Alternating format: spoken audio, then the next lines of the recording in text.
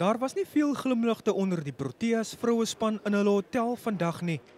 Die SA span lek nog hulle wonde nadat hulle maandag weer die knie voor die Witvarings moes buig. Die span het vandag 'n rusdag gehad, maar afrigter Hilton Moreng is erg krapperig oor sy span se vertonings tot dusver.